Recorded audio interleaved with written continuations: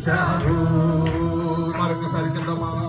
తొట్టిల్లని ఆలేదు యేసయ్యా నన్ను తోడుని నడిపించావు. తొట్టిల్లని ఆలేదు తోడుని నడిపించావు. చివరిగా చెప్దామా? పోగడేద పాట పాడి పేరు తుఫానాది పోయి పరవశించి పాడేదా. శబ్దమెత్తి పోగడేద